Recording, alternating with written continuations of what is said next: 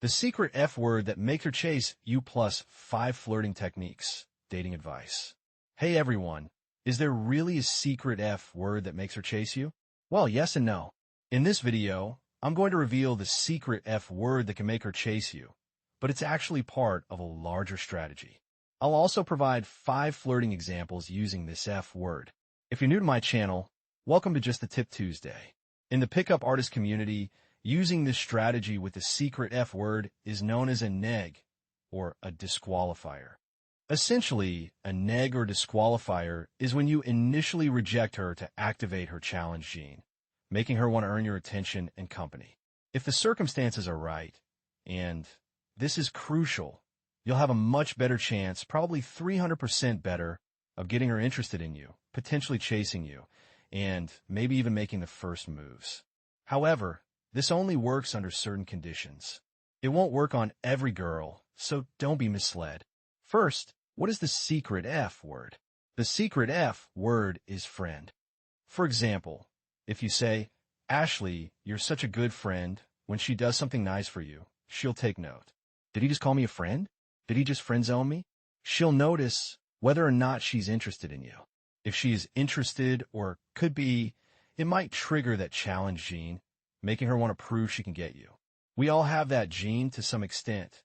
When we're told we can't have something, sometimes we want it more and try to get it just to prove we can. When doesn't it work? Sometimes we don't pursue things that aren't important to us. If her attraction to you is a 5 or lower, this won't work no matter what you do, and you'll end up in the friend zone. There are some benefits to the friend zone, which I've discussed in other videos. I'll link them at the end. If you're interested in a particular girl and plan to use this strategy, you need to be skilled, and she must have the potential to like you or already like you a little. This can increase her attraction. If she likes you a lot, you might not need to use this unless you're being playful and it's obvious you both like each other. The key point is that this strategy, the secret F word that makes her chase you, is not a short-term fix. It's part of a broader approach to building attraction and connection. When it comes to investment in a relationship, especially if she's in that neutral space where she might be attracted to you but hasn't shown strong interest yet, you'll need to navigate the friend zone. But don't worry, you can manage this while keeping things light and tension-free. Here's how you can approach it. By staying in the friend zone, you can casually suggest hanging out without creating pressure. For example, you might ask, "Hey friend, what are you doing this weekend?" This makes it clear that your intentions are purely friendly, but it also opens the door to spending time together. When someone isn't sure about their feelings and you push too hard, they might pull back, not wanting to lead you on and then disappoint you later. By taking the pressure off, you can build a connection and show your value over time. As you spend time together, she can assess her growing feelings. And if there's genuine chemistry and you demonstrate your worth in ways that matter to her, things could progress. Of course, if she has feelings for you, but is hesitant or shy, continuing to flirt while maintaining the facade of friendship can encourage her to move forward. I'll share some flirting techniques shortly. Mastering the art of friend zoning, with the hope of deepening the relationship, requires practice, patience, and sometimes adjusting your strategy based on feedback. Flirting, essentially, is about injecting fun, playful banter into conversations, often with a touch of sexual tension and subtle hints.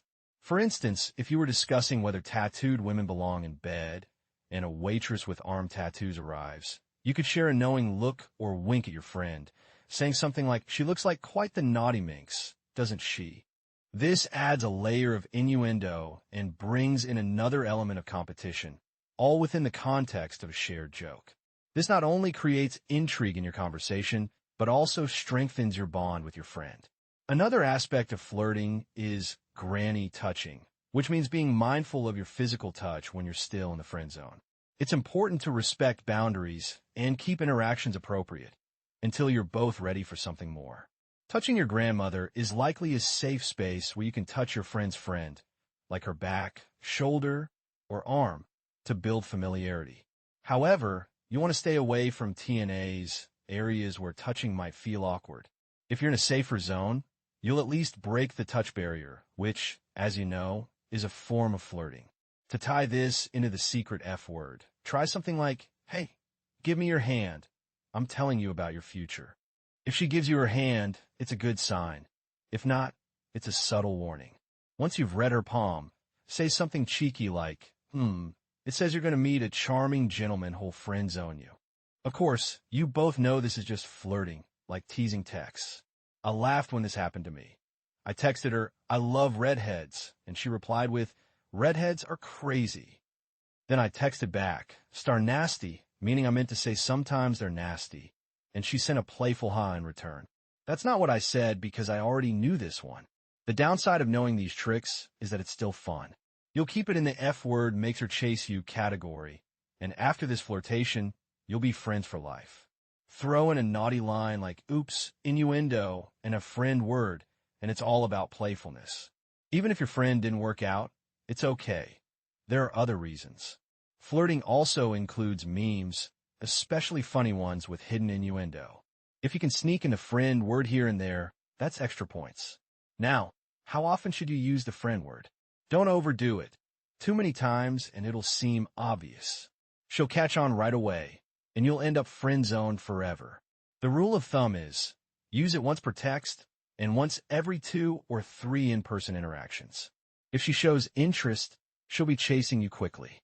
The key is to approach it with the mindset that this is a playful, fun interaction, not a serious relationship.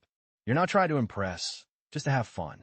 When you focus solely on the outcome of your interactions, it can create a noticeable tension, especially for women. This pressure can disrupt the natural flow of your conversations, making them feel forced or artificial, which is often unappealing. Instead, aim to keep your interactions lighthearted and enjoyable. The primary objective should be to have fun and experiment with different approaches without being overly concerned about the results. I understand that this can be challenging, but adopting this mindset is crucial. One effective way to cultivate this mindset is by actively engaging with other women, whether for dating or simply socializing. It's perfectly acceptable to have female friends in your social circle, and in fact, it can be quite beneficial. Spending time with women, especially those you don't have romantic feelings for, can significantly boost your comfort level around them. This practice will also enhance your ability to interact with her friends more easily. For instance, if you find yourself in a situation where you're with her and her friends, you can engage in light, playful flirting with them. Keep it fun and not too serious. This approach can trigger a sense of competition in her, allowing her to view you in a new light, particularly if her friends respond positively to your charm. Who knows? You might even discover that you have a better connection with one of her friends instead. To further enhance your understanding of these dynamics, I highly recommend checking out the videos in the playlist I created about the friend zone.